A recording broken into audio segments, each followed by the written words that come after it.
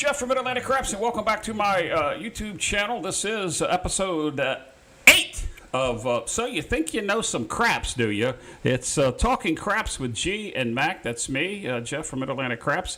Episode 8 is entitled Generation C. We're going to be getting to that in just a few minutes. Let me welcome my fine guest, my extinguished colleague, the man of the hour, the Oreo of your life. That doesn't even make sense. But and anyway, it's the one and only. It's a Gargoil. Hey G, how are you doing tonight?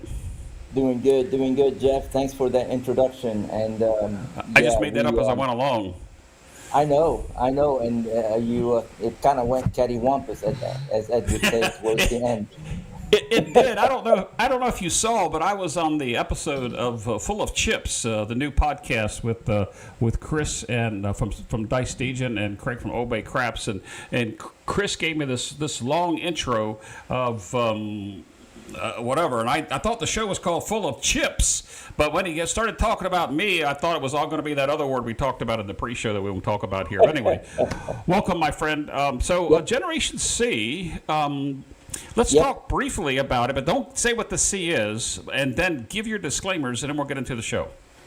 Yeah, so this is a different twist on a topic that we've covered before and several times, and viewers, I got emails saying, hey, we need to talk about this topic again and stuff like that. So after talking to you, I said, well, you know what? Maybe we can kind of not attack it, but create some content around it from a different angle.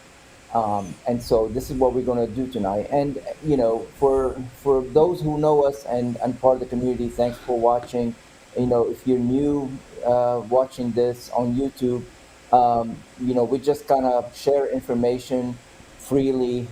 There's no subscription. We're not going to ask you to buy into a timeshare or anything. We hope you enjoy what you're going to watch, and if you like it, like and subscribe to Jeff's channel. That way you can get notifications on all the shows that we're going to do. We got 3 more months, so that's 6 more shows between dice tossing techniques and So You Think You Know Craps. Yeah, we'll talk about that a little bit later on in the show. Did you get all the disclaimers out? I was doing a couple things here on the production side. I can hear you. Jeff, did you get all the disclaimers out? I was doing some things on the production side. Yeah. This is not our usual dice tossing techniques. The only disclaimer I have is that we're sharing our opinions, and we hope you enjoy it. I hope they do too. And one of the things I will say, it's got to be interactive, guys. You got to say something in the chat. We hope to hear some of the similarities when G tells us what Generation C actually stands for. So, G, without further ado, do you want to tell them what Generation C actually stands for? Right, and like Jeff said, we would like you to be interactive in the chat. You all have experienced something similar, right or another, at some time at the tables. So how you handle the situation, how you would have handled it differently the next time around, would like to hear from you. But the request was to do another show about table etiquette. And while, it is always good to do a show about table etiquette, we've done several shows on that. I know we've done one on this type of show earlier in the year, and sometime last year, we did one with Ed. The thing about it is that most people that are watching us already know, most of them, about how you should behave at the table and what you should do and what you shouldn't do. The problem is all the people that don't watch shows like this. They don't prepare. They just go to the casino expecting things to just kind of pop in their head. So those are the ones that I call Gen C or Generation C, and C stands for Clueless. Ah, Clueless. I had the button ready to go, and I thought you were going to say it, but it's Clueless. Right. Generation Clueless. Explain. Generation Clueless. So Gen Z is the type of people that, in my experience, they are they're very selfish. They don't care about anything and anybody, and they they want to party and be happy on the expense of others. They don't take time to prep. They don't take time to study, and the more alcohol they consume, the more they care about themselves and not people at the around them. And Gen Z goes to the casino and they disrupt everything because it's all about me, myself, and I. And we've all had now that's different. That's different than the person that walks up to the table and says, "Hey, I've never played the game. You know, I would like to learn how to play." Right? Those people are truly, nice people, and they just see them something different, and they want to play. Gen Z are the disruptors. They walk up to the table and it's all about them. I'll give you an example. True story. Years ago, I was in Vegas and we were at the Bellagio and at night, and the table was full. And I'm talking about tens of thousands of dollars on the table. We hear people, laughing and screaming, and in walked in these teenage girls, and this one walked straight out, and picked the dice up as soon as the shooter threw it, before the stickman could even call it. Picked it up and say, "I want to throw, I want to roll the dice, I want to throw." Everything stops, right? She has to put the dice back on the table. The pit boss has to examine the dice to make sure, it's the same dice.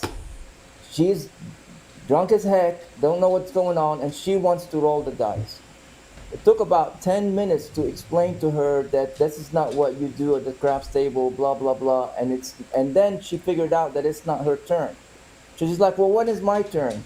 So it took another 5 minutes to explain to her that, well, this person has to either, seven out, and, then this person, and so the next words out of her mouth, I swear on my father's grave, this is the true story.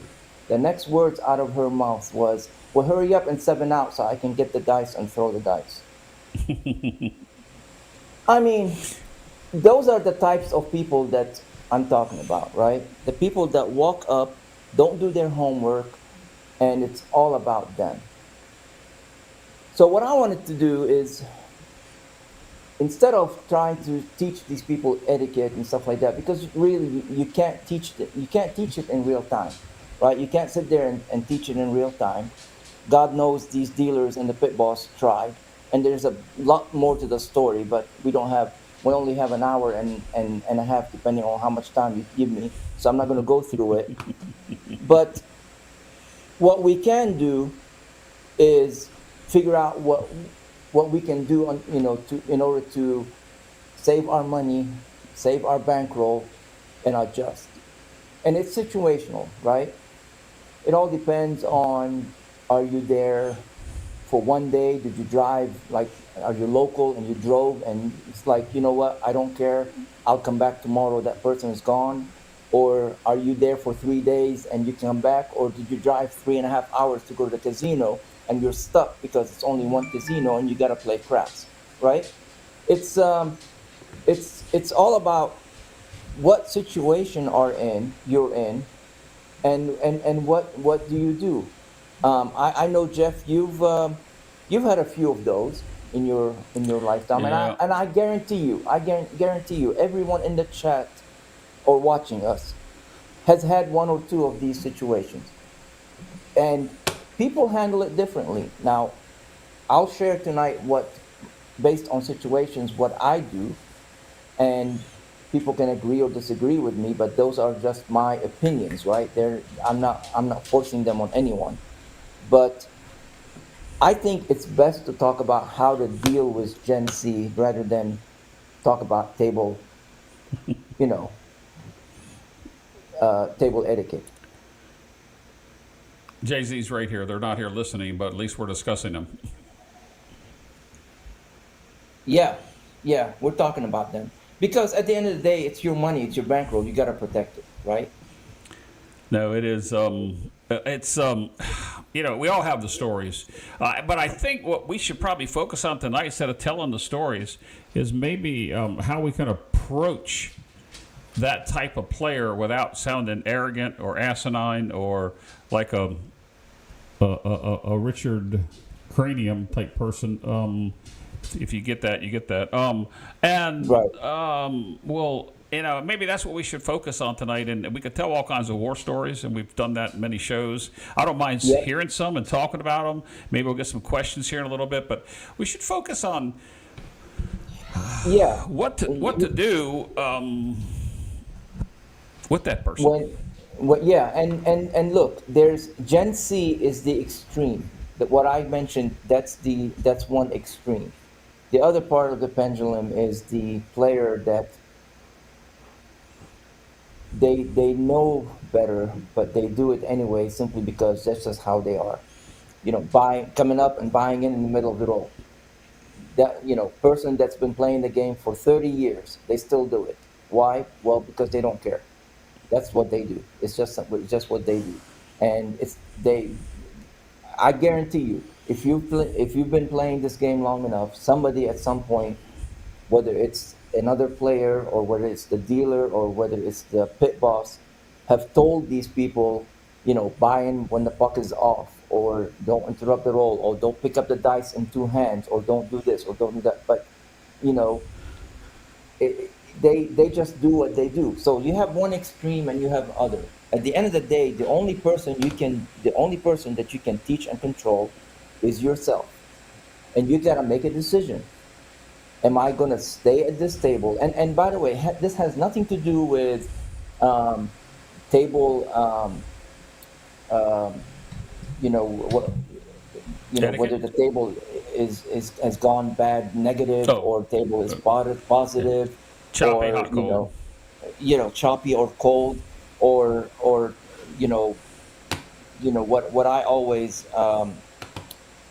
subscribe to, and I'm a believer, and it's you know the the the emotions at the table, right? If things just go sour, to me, my play's gone sour, right? This has nothing to do with that. It doesn't matter if you believe in that stuff or not. It's a disruptor. And if you're somebody that doesn't care about disruptors and stuff like that, then hey, you're welcome to just sit here and listen to what we're saying, or there you can leave. It doesn't matter. But there are more people that care about disruptors because it disrupts. Yeah. Well, that doesn't always work. I hear a lot of people say that play the dark side, but you know what? There's no guarantee. After I had picked up my chips and was on my way out, I've seen a disruptor, a drunk out of their wits, setting a point, hitting a point, making 12 points in a row, and people were losing their behinds off because they were playing the don't, because they're like, oh, play the don't on that person. It doesn't always work like that. You can't just assume that just because something happened, you play the don't. You know, you can, it could be a baseline, you can start, but you better watch what's going on and be able to change really quick or adjust, or else you're going to lose your butt off, because I've seen it. it. This is a true thing, and I believe it's a fact. I can even admit it's a fact. God looks out for drunk players Yeah. because they probably can't help it. And because Well, I've seen so many on them get on the table, have no clue how to bet, no clue what to do, and all I see them is making like, I can't believe you just put that money in the field and then a 12 would roll, and they would just stack up, and they would look at everybody and laugh, and we're all looking like, what the heck just happened? I've seen situations. I've seen a guy drunk out of his wits at the old, it's the Horseshoe now, but it used to be right next to Paris, Bally's. Yeah, You Bally's. know, walks during, we had a class with Bo and Heavy, I think, and the table was full. In the middle of the day, these guys were drunk out of their wits. The guy walks up with a stack of black chips and puts it on the hard floor and looks at everybody. And the dealers were like looking at them, and I don't know who was shooting. And guess what? A hard four rolls. They paid him. He picked up his chips. His walked. And I'm like, this is either the luckiest person in the world or the smartest person in the world. And we're all sitting there, making, collecting pennies while he walked up with thousands of dollars. Um, you know, but the thing about it is, at the end of the day, regardless of whether Gen Z is on one edge of the pendulum or another, you got to decide for yourself, is that a table that I want to stay on or not? Now, I play mostly in the morning, where I try to play with maybe one other person at the table. That's where all my money is. Um, Sometimes in Vegas that didn't work out, especially like when I went to the Cromwell and the people were dragging outside of their of the club drays or whatever, and all kinds of drunks want to come up on the craps table. I literally um, have before said, give me all my chips, turn me off and bring me down, and walked away from the table with a past line bet and the ATS. Still, I have money on there, and I just walk away and I say, pass the dice. I don't care if it wins, give it to the dealers. Because I wasn't going to sit at that table, because for me, I'm going to lose money. This is me, and this is my head, and this is my thinking. Right or wrong, nobody can fault me for how I feel, right? If somebody says I feel sad, I can't say no, you're wrong. You feel happy. That's how a person feels. So for me, when something happens at the table and I have money, most of the times I pick up my toys and I leave, right?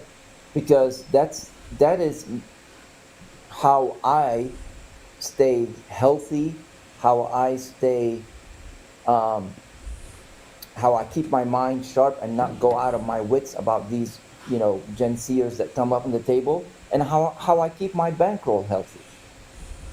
Others will deal with it in different ways. I've seen people yell at them. And by the way, I don't care how much you yell at a drunk. You're wasting your voice. By the next day, they're not going to even remember that they've been down at the craps table. So you can, if you want to yell to make yourself feel better, go ahead. But they're not going to remember. Um, but people deal with it differently, and I would love to see how people in the chat, have deal with these kind of situations. Um, Somebody told me about a way to deal with something, and I tried it. Sometimes it works, sometimes it doesn't. I'm not, I haven't adapted to it yet, but what that person said makes sense. So I'm always open to kind of figuring out, but a lot of times, you know, you just can't tell these people, and they are a huge disruptor. Some dealers like them, others don't, depending on what casino you're in. And by the way, there's a fine line between Gen Z and a casino cooler. Sometimes you can't even tell the difference. Somebody And put that in the casino chat. coolers exist. If somebody tells you no, they don't. They are lying to you, to your face. Casino coolers exists. Even today, casinos have coolers. Well, we got some people in the audience that we're getting a lot of comments in there, and Doctor S is one that when it comes to dice influence and influencing the outcome of the dice, he doesn't believe in it. But I like his comment here. He said like water off of ducks.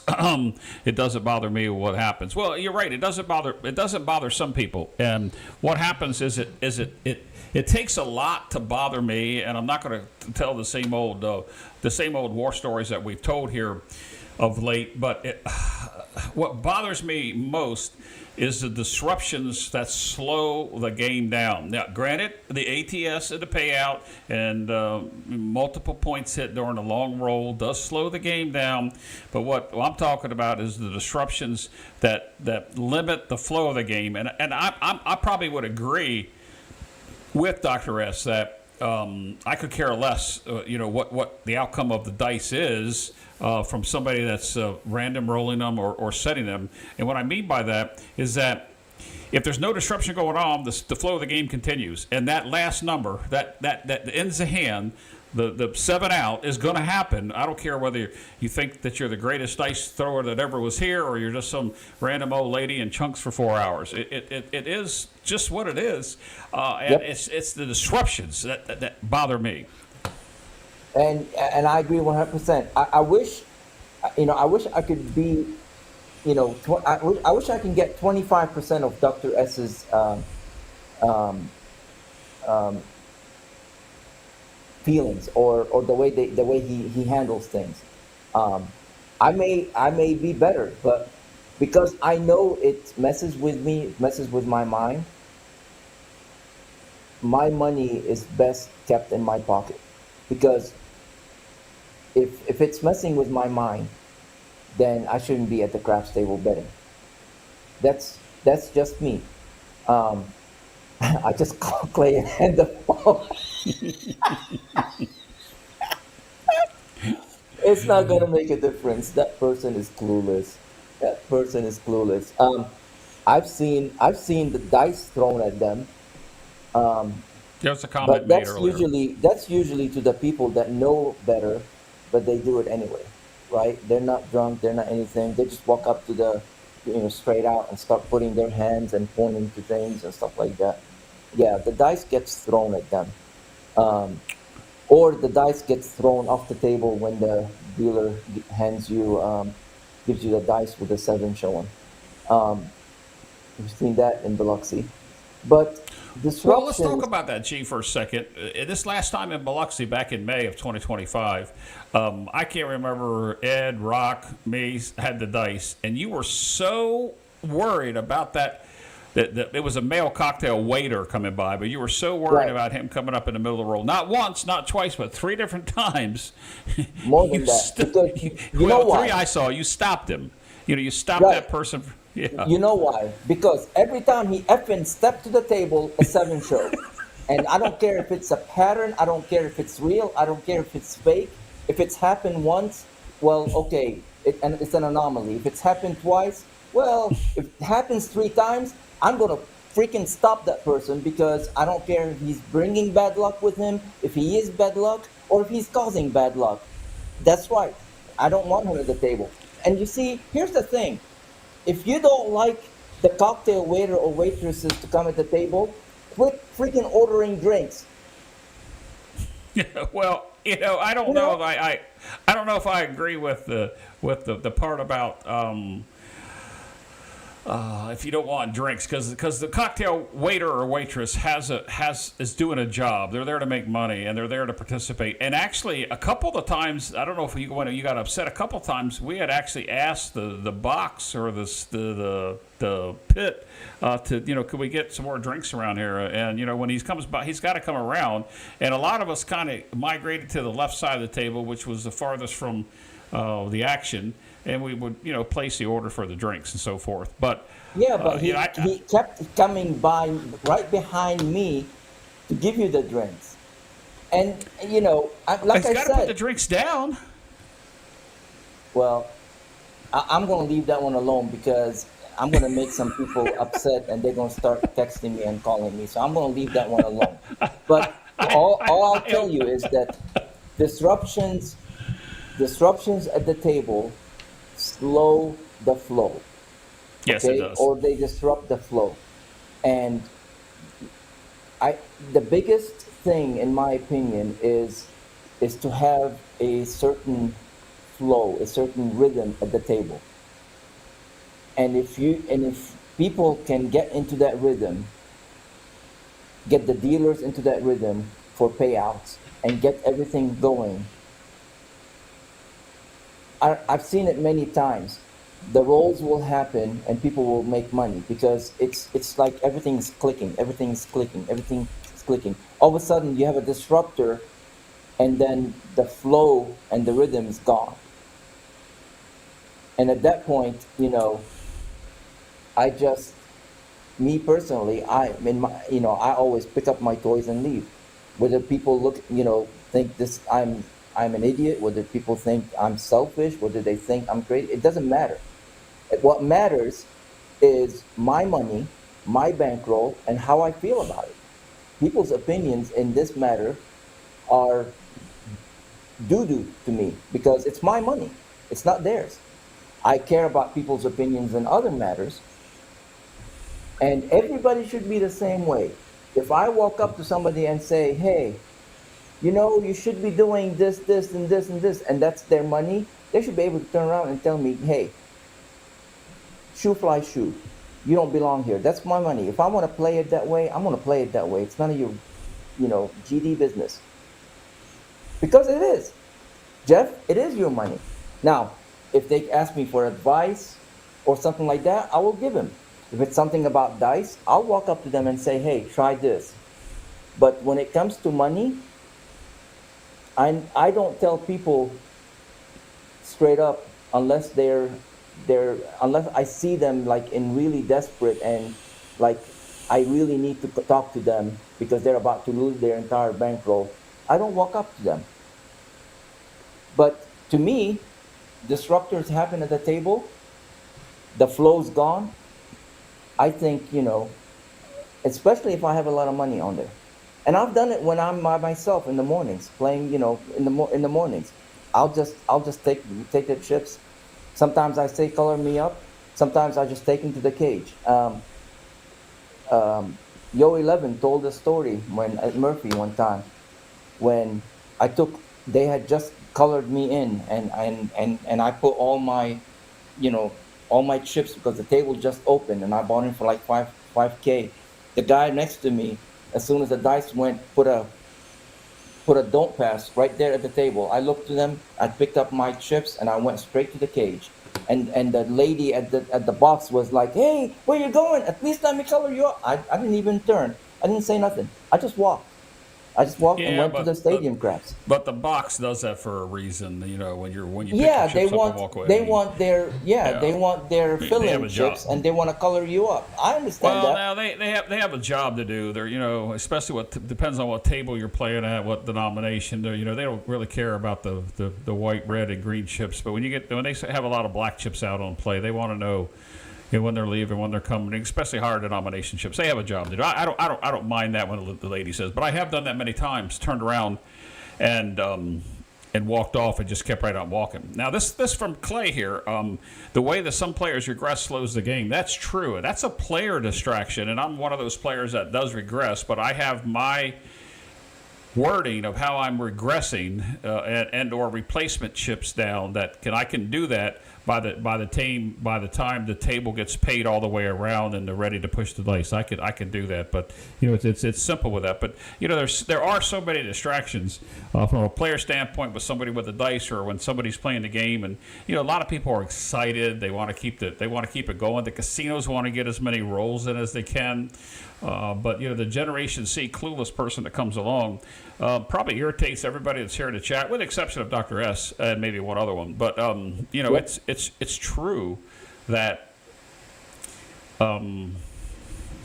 I don't want to say that everybody's clueless today. I'm not talking about the newbie. I'm not talking about the noobs that show up and want to understand the game. We're talking about people that are in and out of casino all the time that come up and just they're clueless to the fact that it isn't a place where you put a dollar bill in and you pull a handle or push a button. You know, there's much more to this game than there is from that, and you know they got to Yeah, get a yeah, clue. and some people are clueless about betting.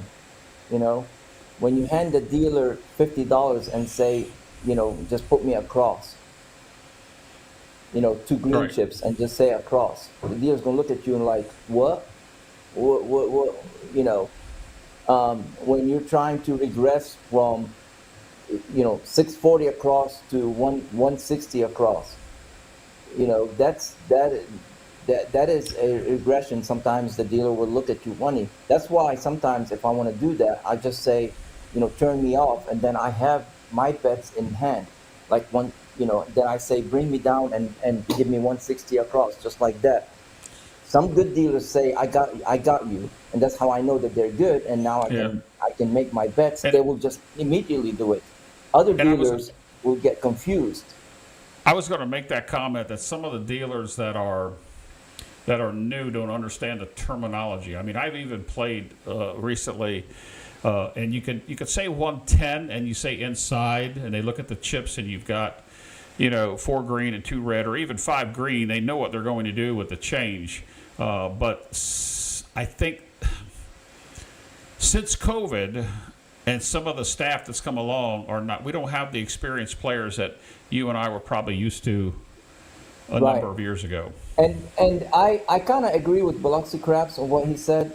Sometimes it's not the players, it's the dealers who have a hard time making the bets. But I'm going to also add to that. A lot of the bets that we usually make, the dealers are not used to. While it may be normal to us because we always make it. And let me rephrase that. Sometimes I may make bets that I always make and it's normal to me, but the dealer will kind of take a second, like taking a 6 and 8 to 49, right? Where Hmm. it they have to, the dealers, the first thing, a good dealer, the first thing they do is they divide. They see how many what's the payout on that, to say, can you make that bet or not? Other dealers will wait until it hits, and then they'll try and figure out what the heck it is. So if you, a lot of times what I do is I make a bet, and the dealer, if I see the dealer look at me funny, I say, you know, if it hits, I give you $3, you give me 50. And then they're like, oh, or sometimes the big boss will say, yeah. If I see that confused look on their face, I try to help the dealers as much as I can, because my whole thing is rhythm. If I have and I thanks Velocity Crafts, thanks for bringing that up. We did, that wasn't going to be part of the discussion tonight, but I do want to say, if you have a weak dealer, don't make things worse by giving them complicated bets. It may go against what you're trying to do, but simplify the bets so that you can keep the game going. Maybe a standard, structure of 6, 12, 18, 24, 30, 36 is not how you bet. You kind of do it a little bit differently, but help a brother out. If the dealer is not on, they're getting confused, they're new. If it's a full table and there's a lot of money, they're kind of nervous because there are black chips, they don't want to mess up. Don't add on to their nervousness. Make them feel comfortable. You can do that by talking to them, by making them bets. It's a human interaction. Always be nice. When the time not to be nice is when somebody becomes an a-hole to you, and it's, you either just put them in their lane or you walk away. And even dealers, I've had dealers where I kind of had to have the talk with them as I'm coloring up, because they were straight up they didn't want to hear it. You know, I had a weak dealer one time. I knew he was weak because they didn't know what 165 across is, including the point, and when I say including the point, and they did everything, put the money in the rack, in their rack, and then left the point. And I pointed it out, and the dealer turned around and he's like, "This is my job. Don't tell me how to do my job." And I'm like, "Make the right bet." When the dealers start to get, what's the right word? I don't want to say a-hole. When the dealers start to be opinionated on what you're doing, it's I leave the table because it's not worth it. That dealer, and I've had some. I've had a dealer in Paris where I ended up writing him up because he was at stick, and I was shooting from stick right one. He literally had his hands on my chips on my rack, and he asked me to move further, and I'm like, "This is the position I want to shoot from. That's my rack. This is my chips. You don't put your hand right there and just kind of like take up the whole thing." And he was giving me a hard time simply because I was setting the dice, and other dealers told me, he's like, "Yeah, he hates dice setters." And I'm like, "Well, then he shouldn't be playing craps because you shouldn't be dealing craps because you're gonna have dice setters. I don't see a sign that says don't set dice." Gen C flows from players, unfortunately, to dealers sometimes. Because sometimes they're clueless on how to behave at the table, not about the game, not how to deal or how to make payouts, but how to work with people, especially if you're getting tips. Here's the thing, though. Here's the thing, and unfortunately, I've experienced it. I've had a dealer where we were tipping that person, and he was still offensive to us. I mean, how bad can you be?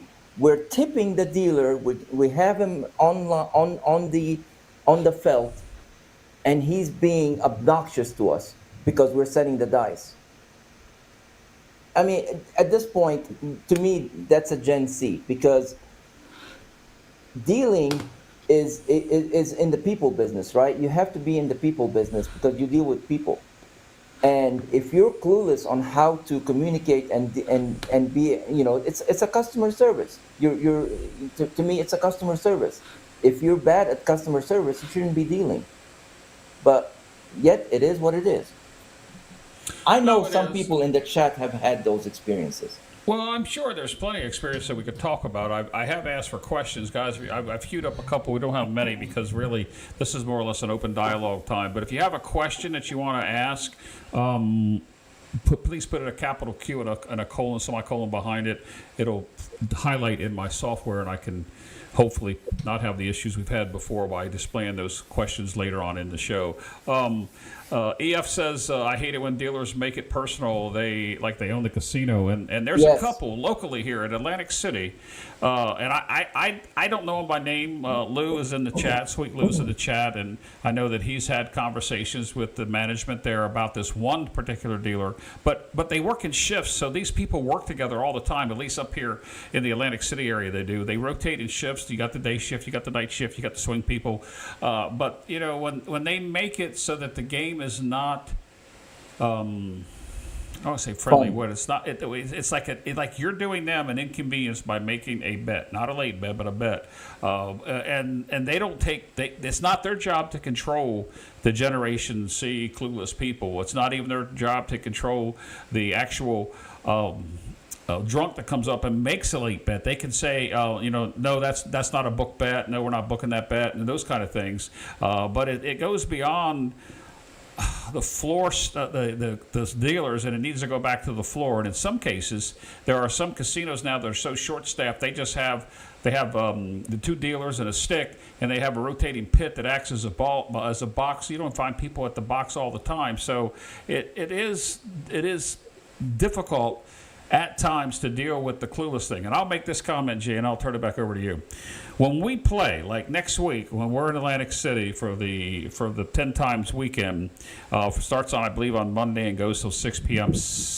it's Friday. It could be Saturday, but it goes Friday.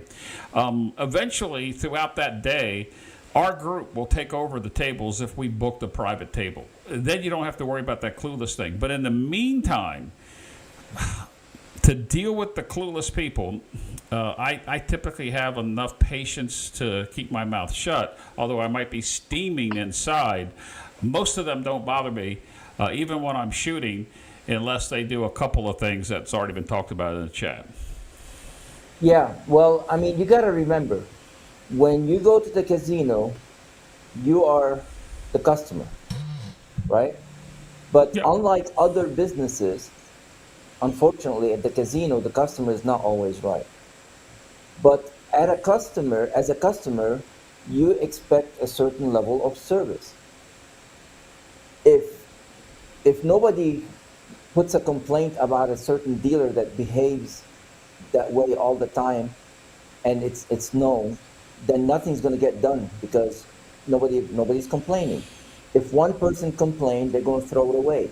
But I guarantee you, if they get enough complaints, that dealer is going to have a talk with, or even be removed and placed somewhere else, because the casinos care about having the customer come back.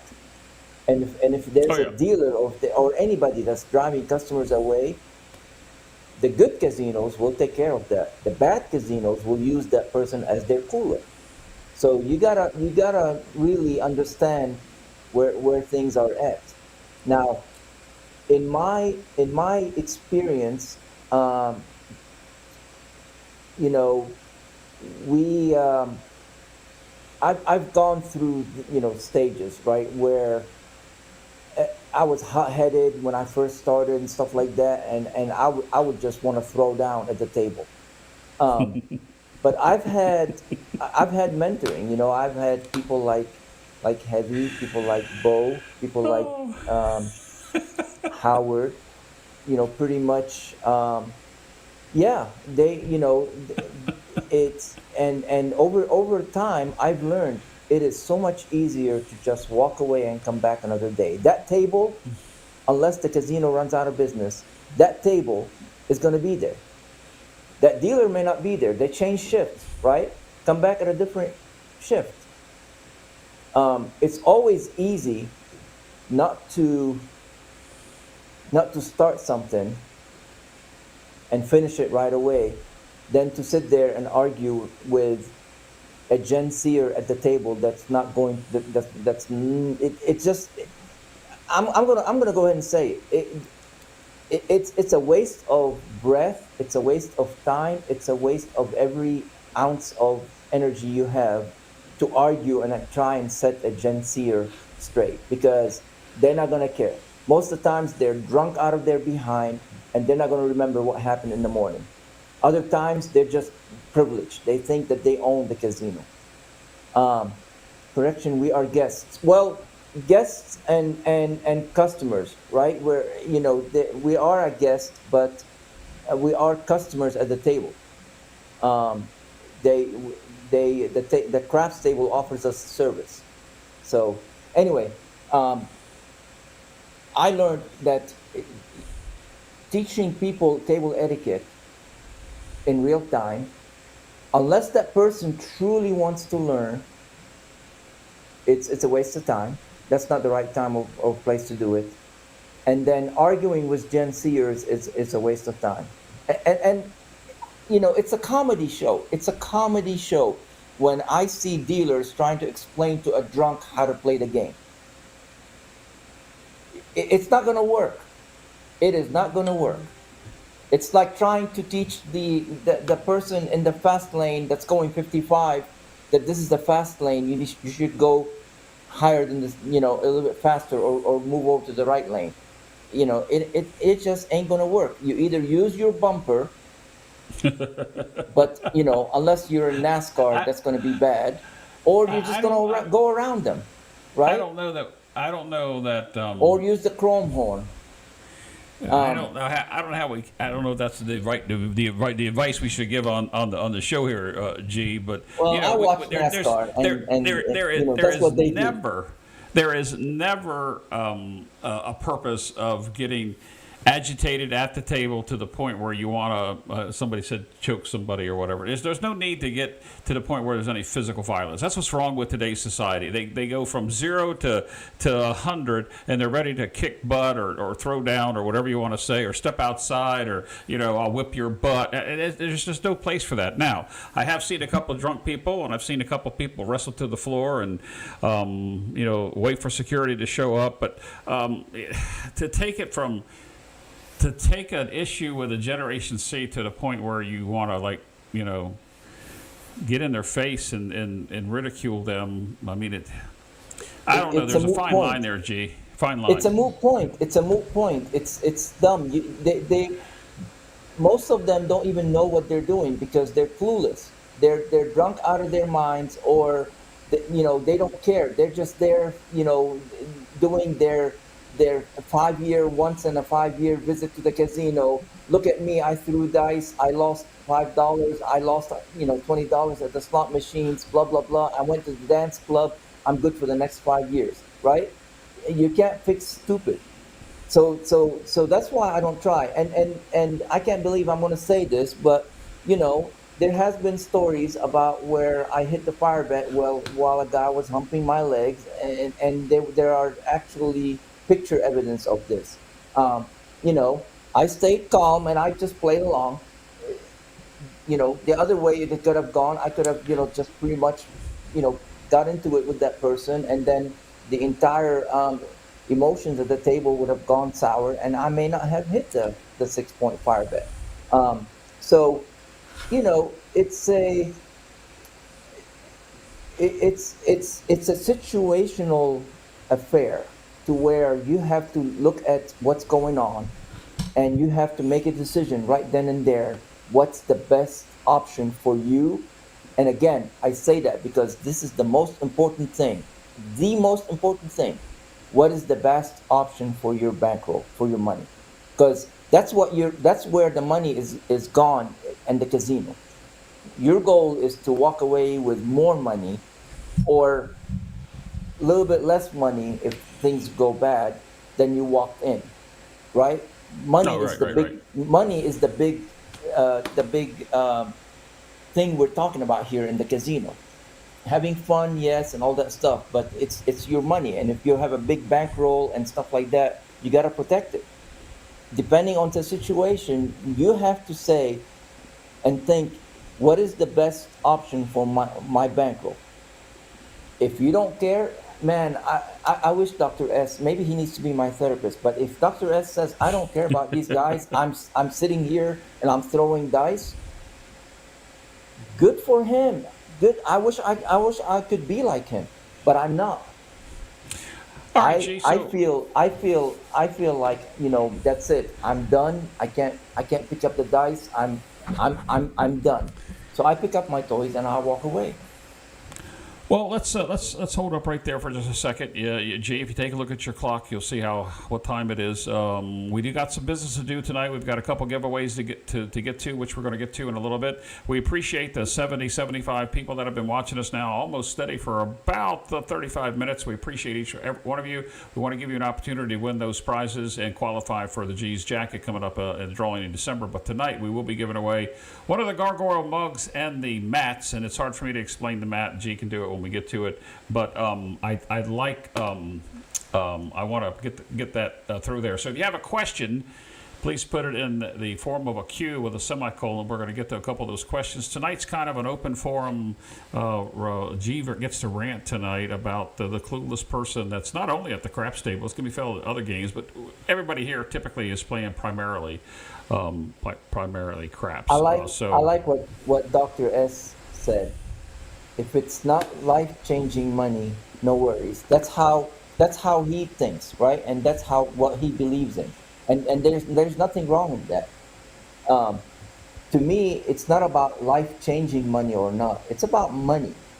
And I don't like losing money, especially over dumb things, stupid things. I love money. I like money. I wish I had money tree. I would water it and feed it and prune it and everything else. I love money so much that I try to protect it from my wife and her spending. I can't help it. Now, I give money away, using charities and stuff like that. I'm making a joke here when I say I love money, but I do have a All right. bankroll. It is a big bankroll, and I try Let's to get to the protect it. questions. Let's get to the questions. Guys, if you have a question, capital Q, and we'll get to the questions. First one comes from your good friend Dusted. Says, after you call out your wagers, do you call out your change coming back? Typically, when I throw a bet out that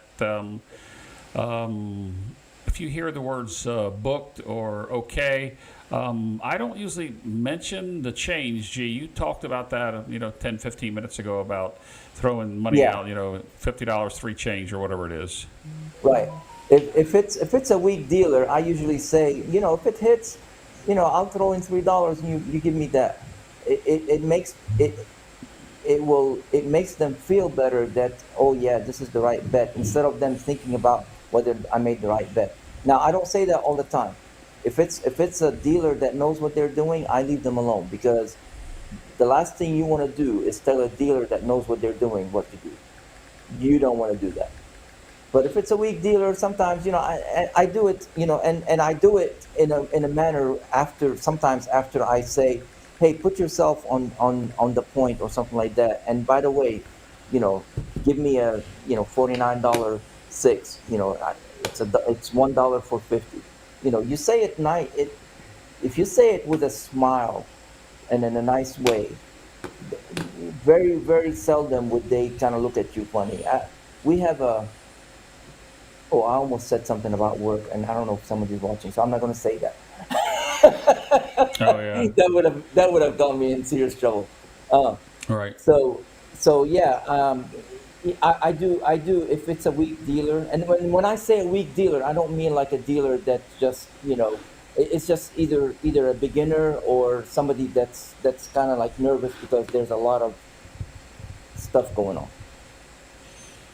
All right. A couple comments. Let's scroll back. Oh,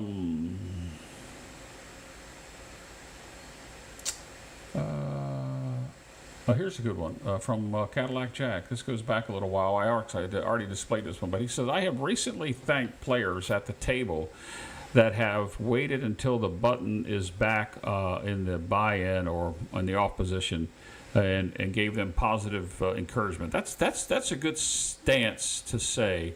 You see people standing there with their money in their hand, ready to. It's like they can't burn it fast enough, but they wait. I'd have to agree with Cadillac Jack. If I saw that, I don't know that I would say something, but after this comment, I may say, thanks for waiting to buy in. I appreciate that. Yeah, I've done that. And I've had people say, "Oh, always." I only buy them when the puck is on. I've also, if somebody walks up with like a couple of $100, and I've got, you know, my my my I got enough chips in my rack. I turn to them and say, "Hey, you want to buy in right now? I'll give you some chips for the money." The dealers don't like that because they want the money in their box Right. instead of in my pocket, because it's money that I can walk away with it. But the other players will love it, and a lot of times they say, "Oh yeah, thank you," or just give me 100. I just want to make a bet. There's nothing wrong with that. There's nothing wrong with asking if you If want some if you want to make change with someone. if a player has chips or checks already in their hand, and they want to come in after the roll is over with, and the dealer is making the payouts, let's just say, a nine's rolled and they're paying out, and he wants to come in and put the money in the field, or say, give me a 6 and 8, and he's already got the chips, that doesn't bother me a bit, not one bit, because that's going to lead us to the next question. Aha. You Go ahead. what? Go ahead. I No, got no, something to say about that, but go ahead. I think there is, because Bill asked the question: should a player buy in after a point is hit, or wait till the roll is at the end? And I want to clarify this a little more. Let's say the person's in a roll and he comes out on a 6, and 3 or 4 rolls later he hits the 6 and they turn the puck off.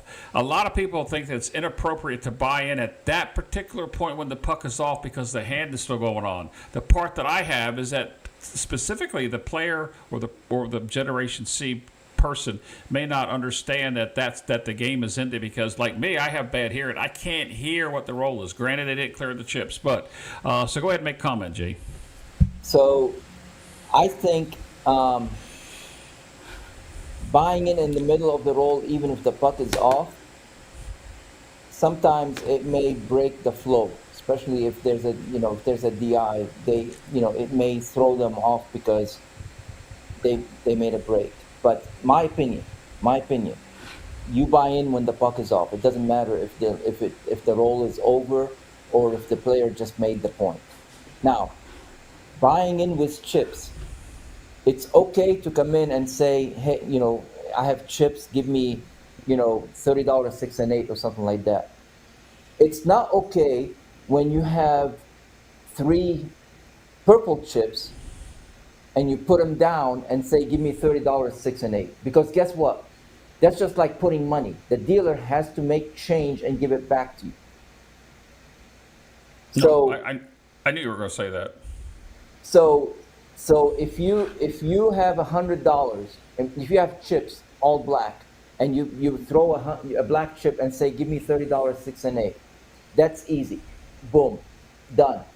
But if you walk up to the table with three 500 purple chips and ask the dealer to give you 160 across and throw three purple chips, this is like throwing $1,500 in cash at the table.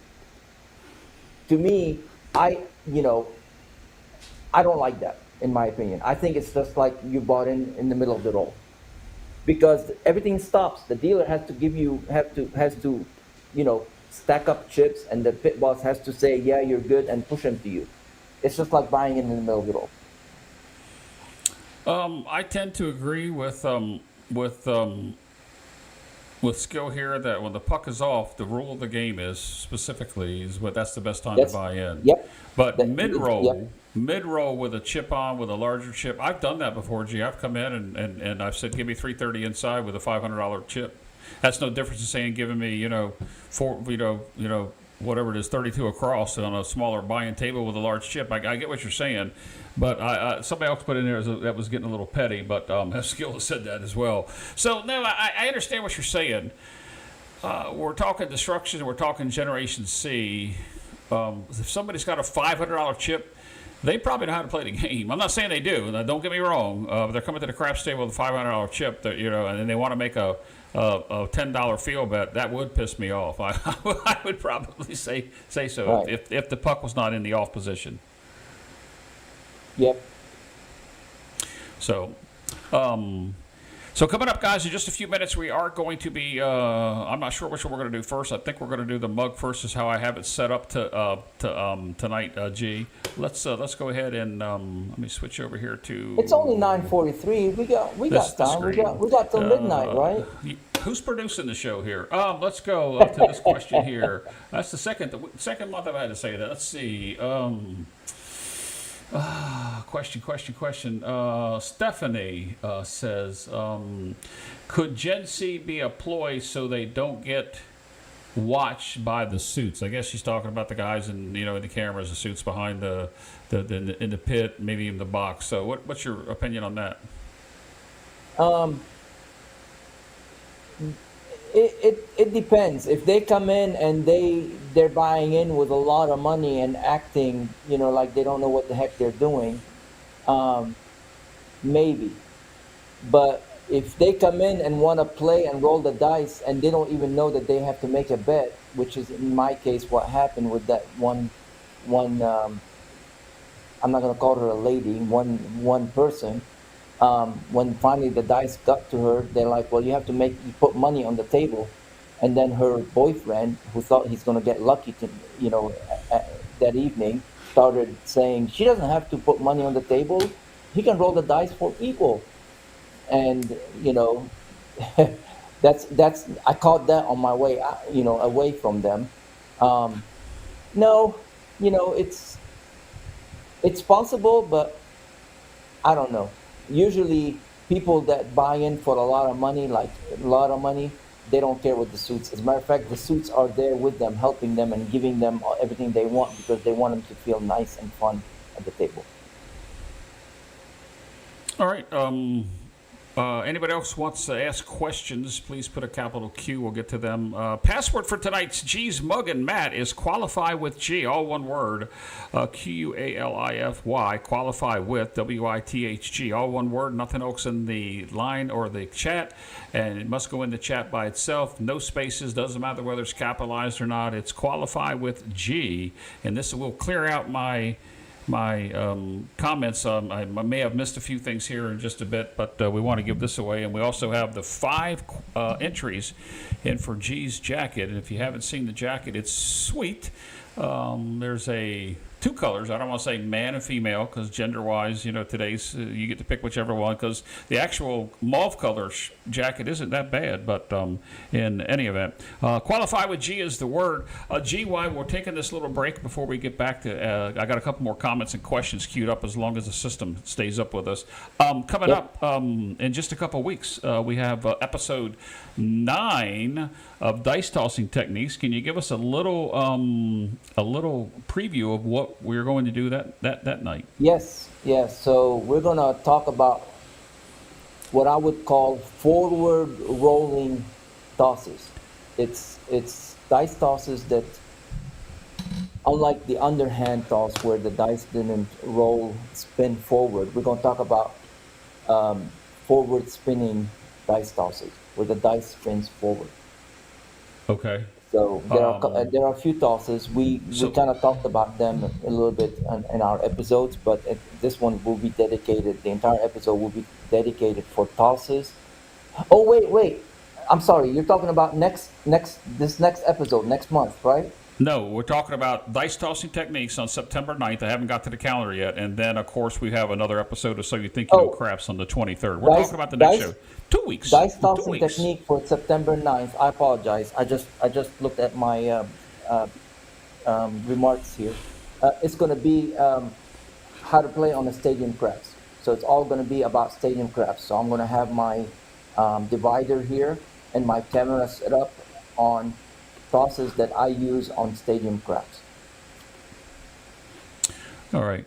Rowan's got it in there spelled right, guys. This is how you want to do it. I see some of them coming in with spaces. Doesn't matter about the capitalization, just as long as it's all one word stuck together. Qualify with G, just like Rowan has there. QUALIFY, qualify with WITHG. Now, keep it all together, and we'll be giving that away, that mug and the mat. Now, the mug is what you have there that you're drinking out of, G. Yep. You're actually drinking out of that. Do you have the mat close by, or is that somewhere else? That's all right. No, that's all right. You don't have to. I mean, I could probably reach back here behind me in a minute, and it's about the same coloration of the thing they gave me, right? It's about the same thing. Yeah. Yeah. All right. It's exactly the same thing. Yeah. All right, so we probably should go ahead. I think we've got enough qualifying roles on that. Qualifying people entering in. So let me do this, and we'll get set up to give that away. So here's what I'm going to say. The schedule. I got sidetracked. The schedule is Tuesday, September 9th. Now, that following weekend is the Craps for the Cure. Craps for the Cure coming up in Las Vegas at Palace Station and Casino Quest with quite a few YouTubers and a few other people. I have not been a very good patron of watching the show with John in the morning, but I know he's been talking about it lately. So we have that's that weekend, and it's the 13th and 14th in Las Vegas. So we have a show on the 9th. I leave on the 10th to fly out to Vegas on the 11th, and I'll be out there for probably, 6 or 7 days. Let's just say that. I don't really want to talk about how long I'm going to be there, but that's that. So, G, after that, we have another show a month from today, which will be on September 23rd, according to my calendar. What is the topic of next month's show here? The topic for that show will be, it's called center bets. It's about the bets in the middle, like the horn, hard ways, and stuff like that. Okay. All right. So let me switch screens here, and we'll go. Real quick, go ahead. If it's okay with you, since you talked about Craps for the Cure. it will be announced tomorrow on John's show, but I will go ahead since we have a lot of people watching. I will announce it. Last minute donation for the raffle. I will be donating a historical craps layout from my collection. Yes, I heard that over the weekend. Very nice of you to do that. A historical craps layout would be probably value-wise to you is unlimited, but I would say that's probably an expensive piece of Yep. memorabilia. Yep. And we're doing it differently this time. I'm giving an option of three of my children because they are like my children. So you get to pick, the highest bidder gets to pick which child they're going to take. They're either a new or previously used layout from casinos that do not exist anymore. Oh, wow. Wow, I did not know that part. Yep. Yeah, sweet. So they get to pick. Sean has the pictures. I think tomorrow on his show he's going to. If you watch John's show tomorrow, I believe he said that he will announce it and he'll show the layouts on his show. So Okay. thank you for letting me make that quick announcement. No, no problem. I have when you said that, I had a couple announcements that I wanted to make too that we'll get to after we give away this first. Oops, this first. People are calling it sucker bets. I'm trying to be nice. I'm trying to be nice. They are, but I'm calling it center bets because that's what the Yeah, I casino saw calls that. them. I actually pinned that to talk about after this segment. But let me just make sure that everything works here when I push the button. Push the button. I'm not sure if that went yet. Let's see if that did it. Did the prize wheel come up, G? Because I can't see. I see the screen. Let me do this. All right, as long as you see it. Yep, there it is. Sorry, it took me a second. Set up a little differently tonight for that. So here it is. Last call for Qualify with G. This is going to get you the coffee mug and the nice mat. That's really I like. I have the throw fleece, but that's pretty good. So let's go ahead and give that away. Let's do it. Let's straighten it up here. We're going to go ahead. 1 and 1 winner only. When you win, you got to go to midatlanticcraps.com, center of the page in the tab, the menu bar at the top, promotions and contests. Just beneath that's qualify and claim my prize, and you can get that. So let's go ahead and give this away. In 3, 2, and 1. Stet Placer. Rick is the winner of that tonight, and we're going to see somebody put something in there that is Oh, that's fixed. so wait. So I think he already won that. Oh, did he? Do we need to draw Yeah. again?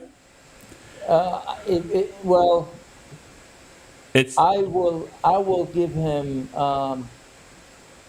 he, So hey, let's Rick, draw. put it. Let's He's, draw he's, again. he- Let's no, draw he's in the again. chat. And, Let's ask him. Give him a few seconds.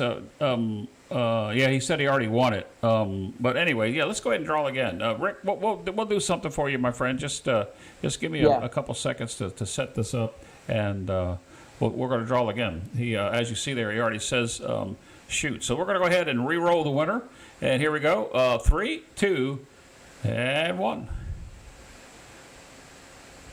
Uh-oh, the system's thinking. Says waiting for a winner to send a message. Let's Airborne do it this Aces. way. No, let's do it Airborne this way. Aces. There we go. Mark Mad Hatter. Hey, there you go. Mark is the winner. Mark, I know he Oh hasn't wait, won. wait, whoa! You drew it like 5 times. Oh, did I do it? I only did it. Well, I only did it twice. Well, we'll give them all winners. What the hell? If I have to pay for it, I'll pay for it. I don't have enough to give everybody. Well, we'll see. Let's take the first one. Let's see. The first one came up here said that draw again. Give me the jacket. You don't win the jacket that way. Airborne Aces. That's Larry. I can take care of Larry. And then the next one was Mark Mad Hatter. I only see 2. G. Was there more than that? Yeah, Gadget Miser. So how about we take care of, we'll figure out what to give Mark and Airborne. I think Miser is a new person. Um, you know, Anybody that qualified in that last little run that my system kind of gave me a little fit with, just go to midatlanticcraps.com promotion tab. Please put in there that you won the mug and the mat, and G and I will make it good regardless of what we give you. We'll make yeah, something happen. I give lots of things away here, including coming up in the month of December, almost 25 sets of dice, casino grade dice will be given away, and more than most likely coming from Casino Tiers will be the dice choice this way because Craps Nation did not get the dice order taken care of, to my understanding. So if you saw your name pop up there, guys, and I'm going to go back and look at the video. So don't be everybody cloud my system up and shut it down by who won. It looks like it is Larry Airborne Aces, Gadget Meister, and Mark Mad Hatter. They're the only three that I see, and we'll go back and I'll review the video timestamped that right now. So that's not a problem. We'll actually do that. All right, G. Enough of that. Let's get back and take a couple more comments if you're willing. yep. And everybody's don't go anywhere because towards the end we're going to make the drawing for the to be entered for the jackets. So Yeah. don't leave just yet. All right, let's go and take a look at a couple more comments. I do want to put this up here. I didn't realize that that Tony was with us tonight. Tony Leo is in the chat tonight, and you all guys were talking about sucker bets, so I'll put this up here and recognize Tony. He's signing in as a gaming pro. He had a good post out on Facebook earlier today. Yeah. So that's Tony Leo from Las Vegas. Hey, Let's see. Tony. Okay, guys, no such thing as a sucker bet. Only shooters that can't throw them and don't know how to bet on them, in my opinion. So there were a couple of people that talked about the center action. Let's just call it sucker bets and not center action. Exactly, and thanks, Tony, because that's exactly what we're going to talk about on that show. I talked to Tony not too long ago about some other stuff, but that's what we're going to talk about in a couple of weeks. So thanks for hopping in.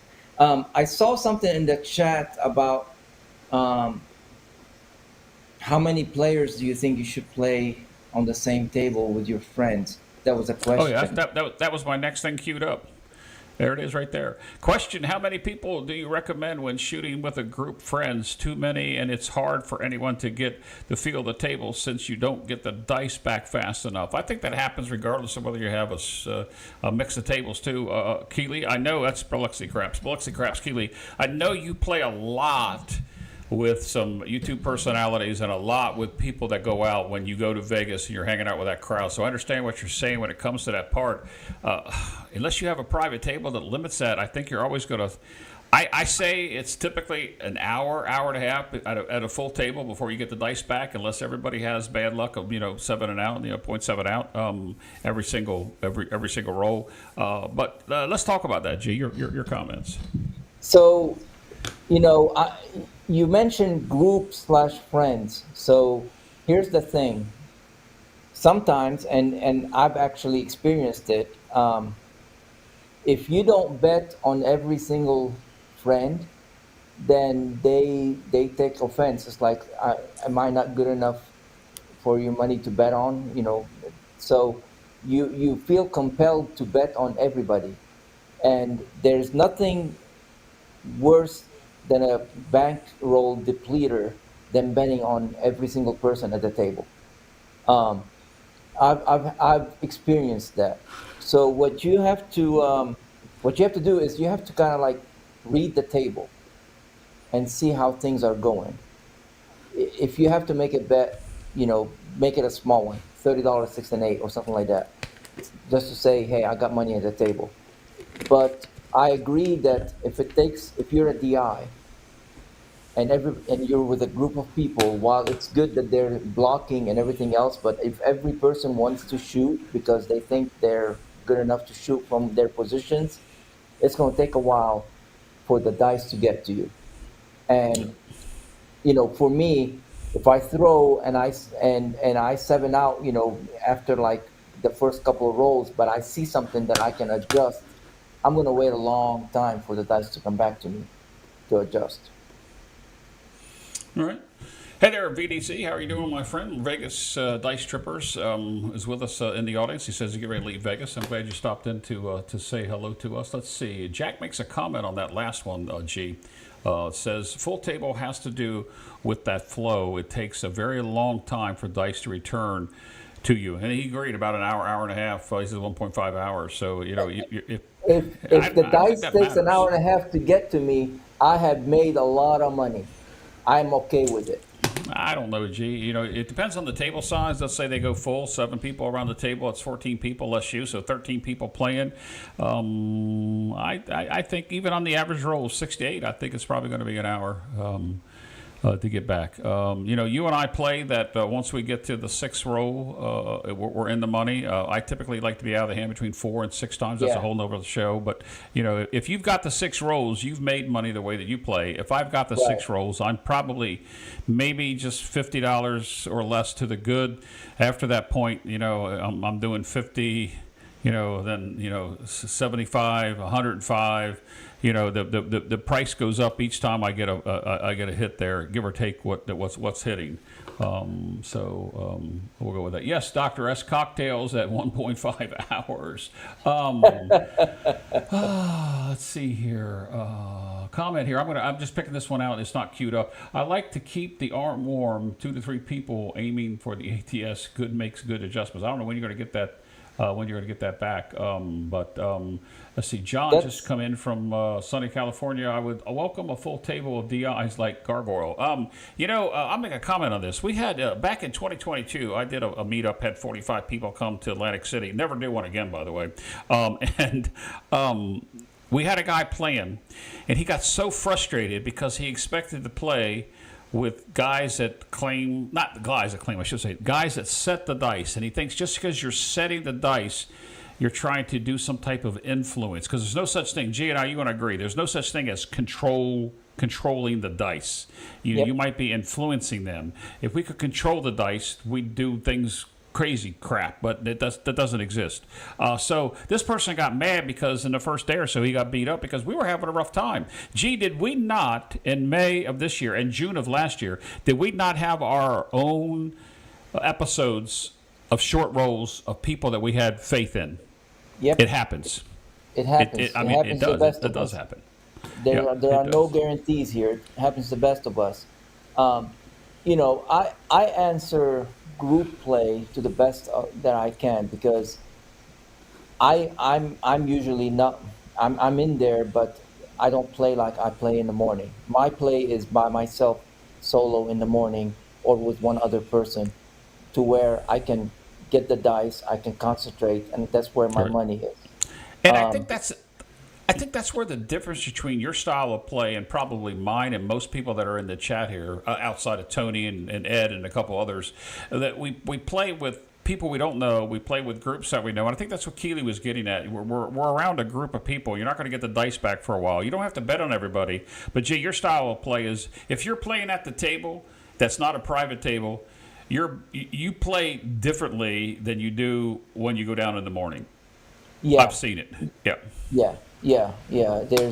There's real money at the table, and then after that it's in the safe, and I'm there just to make an appearance and have fun with folks. So and you've seen it, like you said. That's just my belief. If you're a DI, you're going to want the dice to come back to you, quick, so that you can adjust and play.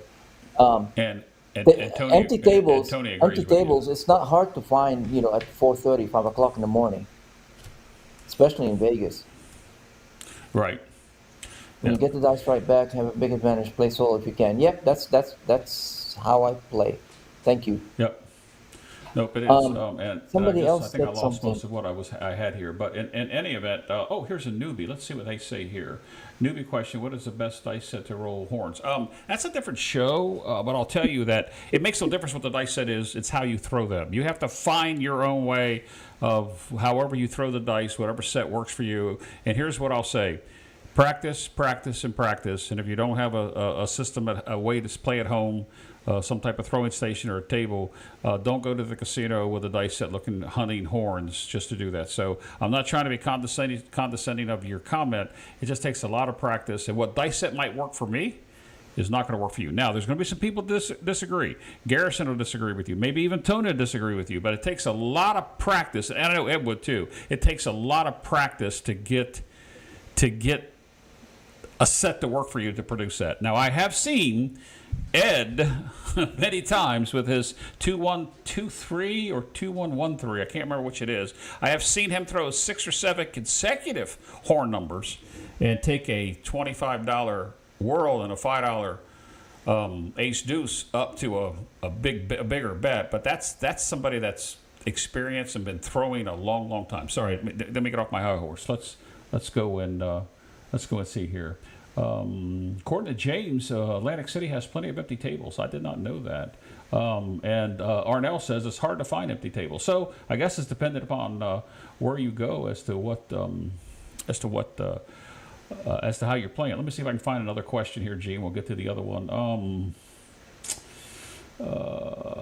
This is a comment. James says craps tables are slowly being replaced by machines for Generation C. Do you agree with that? The electronic may accommodate some of the clueless people, G?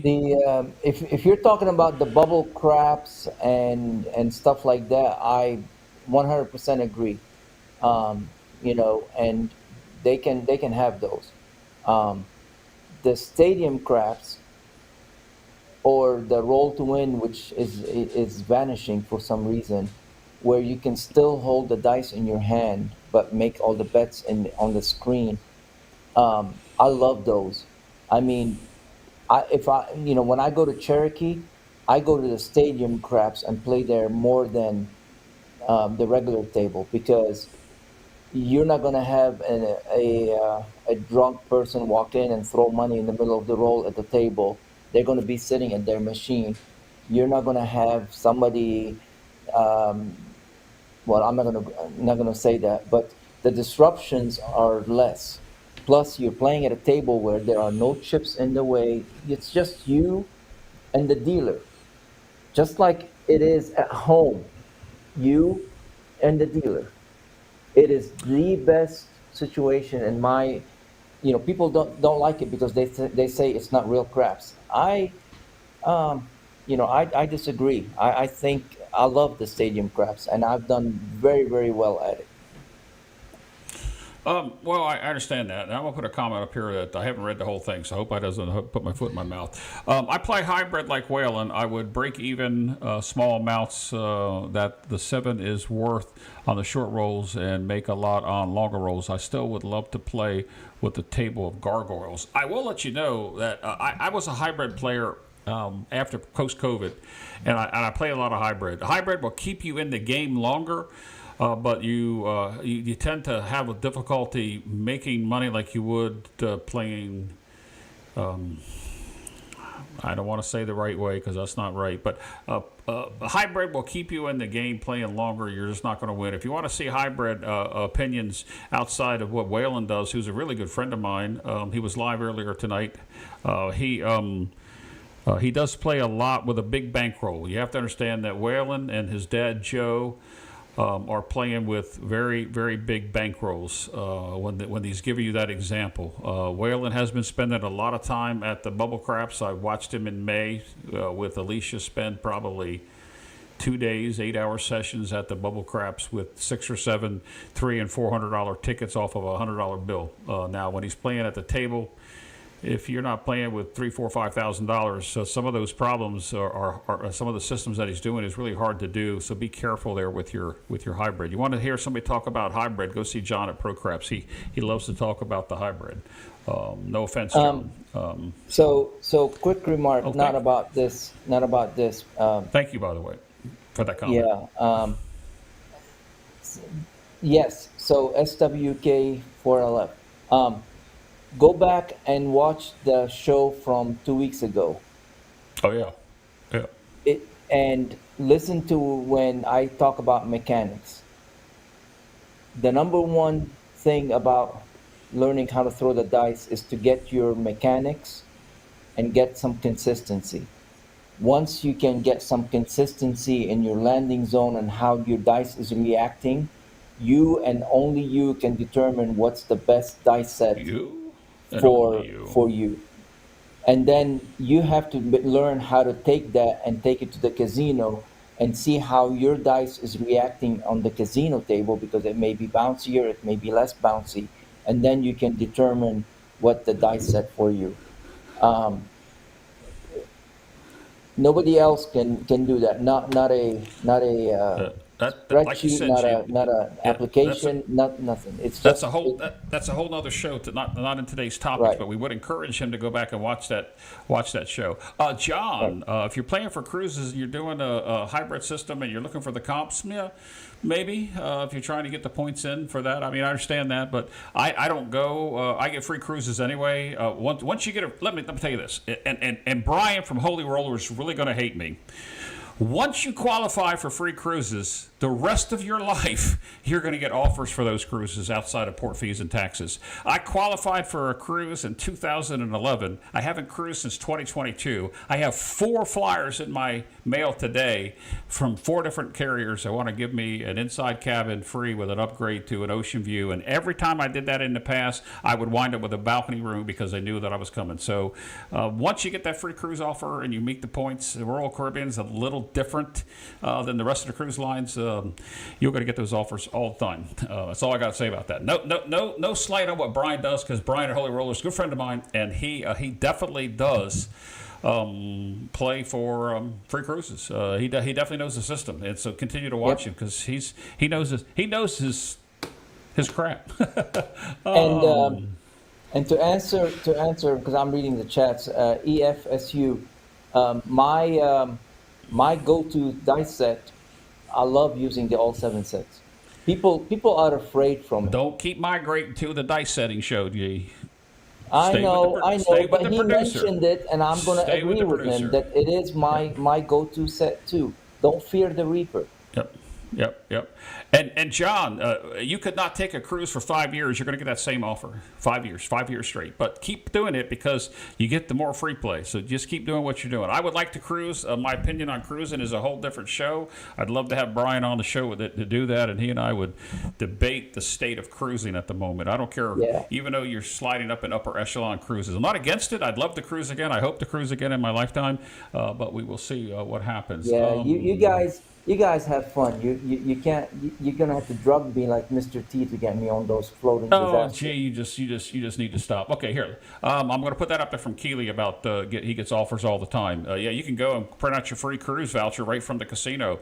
Here he says MGM stations in Boyd. Here locally, it's Bally's and Caesar's properties here in the East Coast area that give cruise coupons all the time. All right, here we go. Trying to move on. What bothers me at the time is when a person shoots the dice and then his girlfriend then shoots with or without having money on the table. G's having a tizzy fit. Uh-oh. He's walking I away. Gee, don't walk away I from the I camera. I can't comment on this without getting kicked off of YouTube. So I'm not gonna say that pisses me off to the top of my passivity. That's a word I just created. Passivity. So that pisses me off to the top of my passivity. If whatever, you have whatever the the hell that dice, is. you need to have a pass line bet or a don't pass bar bet. Not Can, your boyfriend, not your girlfriend, not your significant other, not your mother, not your dad. You. can you spell that word? Passivity. Piss. Bitty. Let's while I'm laughing at that, another comment from Lou. Here's the joke of the night. Does G have a Lego craps table with Lego people playing? He's laughing out loud. I tried to make one. The problem is Lego don't make certain pieces. So they wanted me to kind of contact and make a big deal out of it. I haven't given up yet, but the size, I don't, I like to make things that make sense. So I'm trying to make it, what is it, symmetrical? What's the right word here? You know, it's like Symmetrical is one probably a fourth good word. scale, 1/16 scale, something like Yep. that. But in order to do that and to put actual numbers on it and stuff like that, it started from this size to this size, and by the time I'm like done with it the way I want it, it's like a real craps table. I actually have Lego figurines to go with it. All right. One for Dark Side betters, one for the Clueless. One, you know. If So, you'd like to see um, pictures of those, there's how you contact G right there, Gargoyle. It's the original so Gargoyle yes, at so yes, gmail.com. it is a work in play. It's just getting the pieces, like the corners and stuff, because I don't want it square. Um, One day, if I do it, I'm gonna put it right here if it fits on the table, and I'll show it. All right, G, a couple more comments before we call it for the night. How about people leaning over the table and pointing at bets, trying to explain to other people just as you release the dice? Oh, those are That easy. bothers me as much as a late better.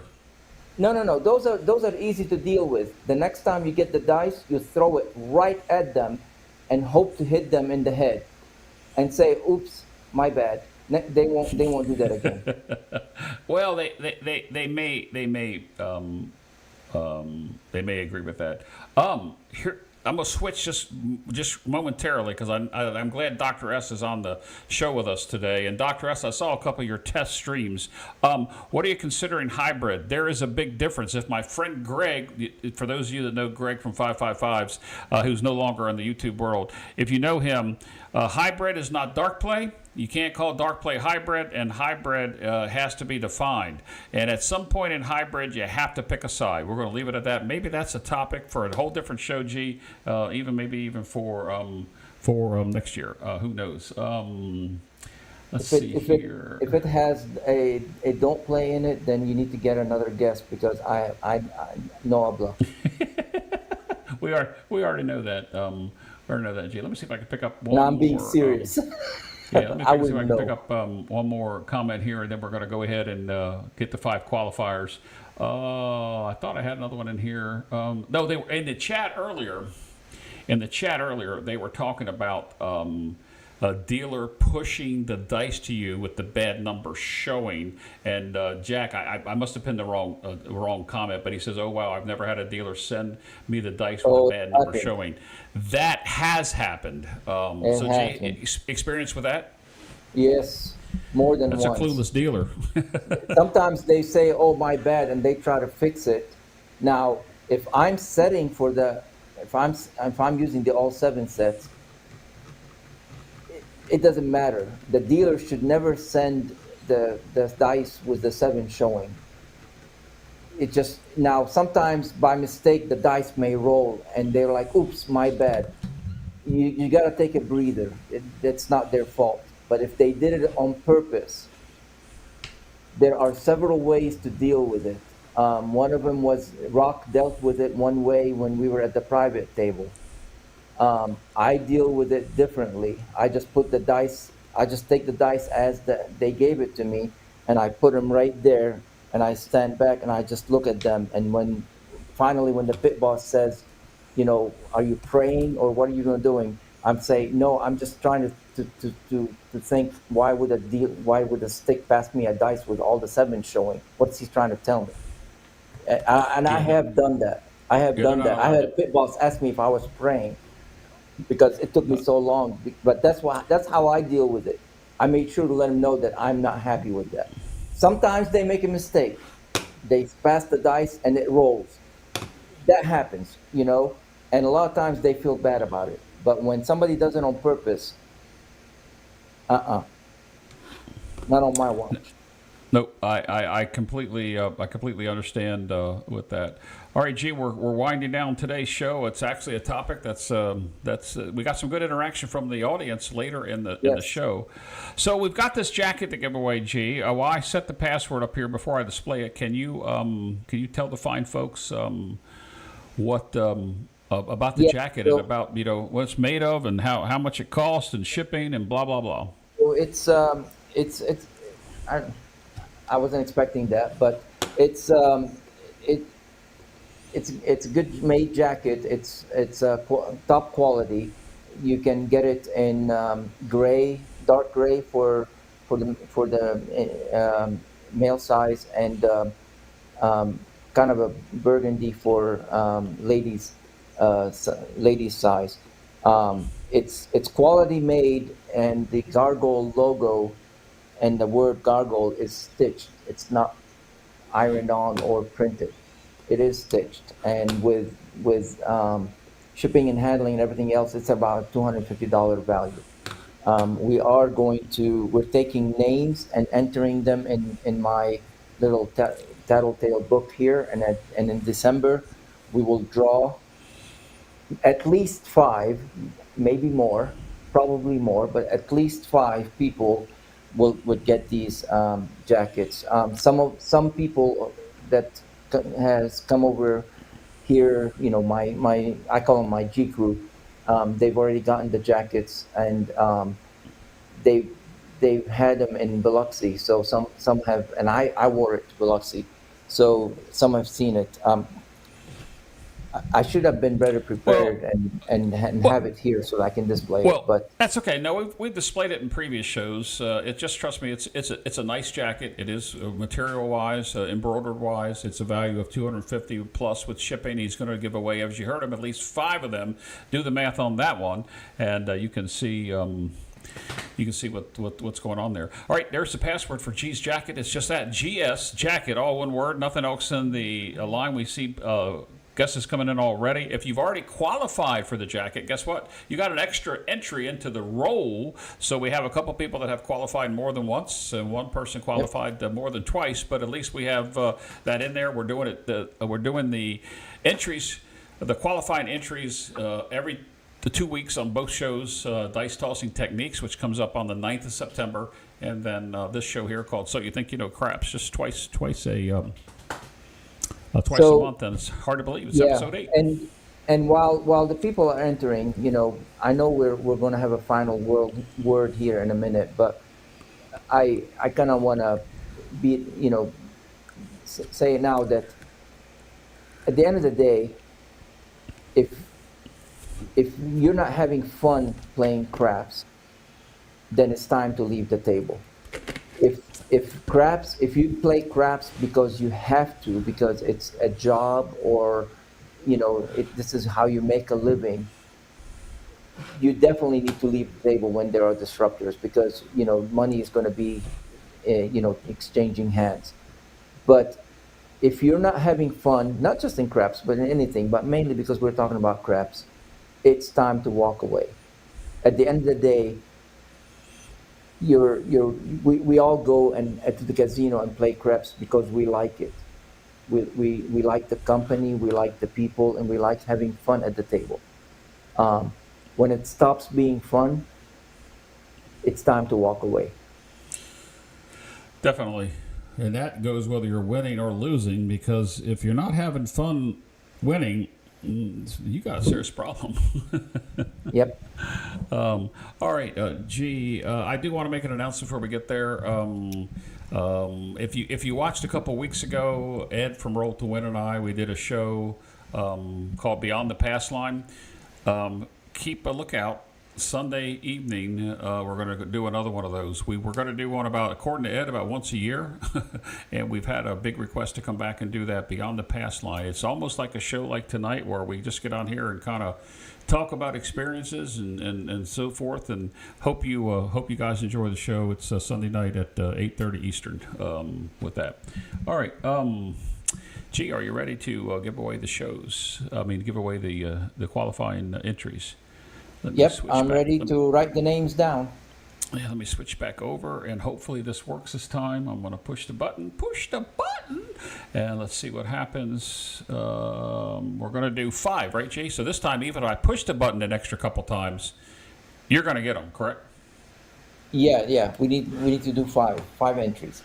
All right, so 5 entries it is. Here we go, and the first one goes to Randy Hill. Randy used to be a big supporter of the channel and watcher, and I just have not talked to Randy that often. I talked to him on one of John's shows about a month and a half ago. Randy, come back and see me. Of course, I've not been out as much.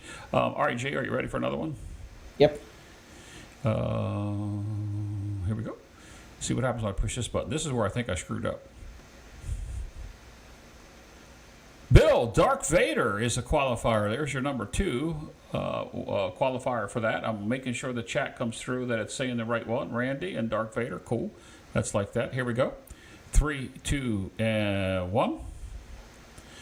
Dylan, the old skill and luck, my good buddy from when I started my channel 4 years ago. Dylan and I used to play on Friday and Saturday nights, Big AZ style on and late. We'd start like, hell, I don't know, probably 10 o'clock at night Eastern, and sometimes we'd be going at 4 o'clock in the morning. Dylan, my good friend, is not qualified for the jacket. All right, that's 3, right? Here we go.